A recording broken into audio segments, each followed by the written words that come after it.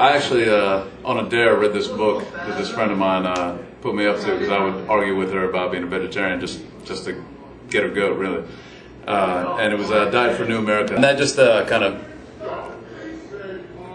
let me in on the truth that I kind of knew but didn't want to think about how animals are processed for food, for human consumption. Yeah, there wasn't anything really disgusting or particularly nasty for me. I was just always really into having pets and felt a real connection with animals. And I guess as I became aware, you get through adolescence, you don't even think about it. It's not even something that, I don't know, for me it wasn't something that even crossed my mind. But once I became aware of how this was coming from where it was coming to my plate, it's just, I couldn't eat it. It was disgusting.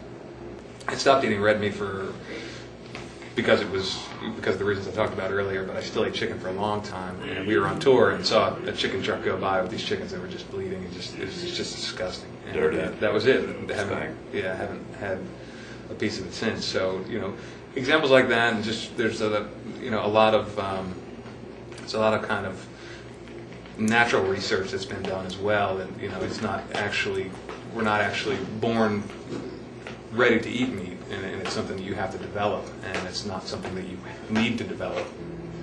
The issue with the whole thing is just education and information. Most people don't think about it. They never get out of that phase that I was talking about earlier, where it's just kind of, this is food. You don't think the process through. Some of the most disgusting things you'll see is when corporations feed people because they're bottom line minded, and in that situation, I think respect for life is forgotten. I hope your money makes you comfortable in hell, because if there is any justice, you will suffer. Yeah, there's a vegetarian restaurant called Ipanema that I actually used to work at for a long time. But actually, before I was vegetarian, I worked there. But the food there is amazing, and a small, business that a friend of ours runs, and it's incredible food and great prices, and it's all vegetarian. A lot of times, there's always a vegan option.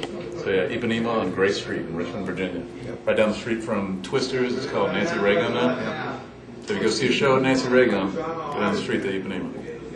You should beat the living shit out of someone that you find abusing animals. That shit is sickening. I understand that teenage boys are fucking retards, but hopefully, there'll be some thought process and some compassion in what they do to animals that they find in their prepubescent adventures. Little fuckers. Think for yourselves. Think about what you eat, and try a little compassion. There's lots of information out there, so go educate yourself.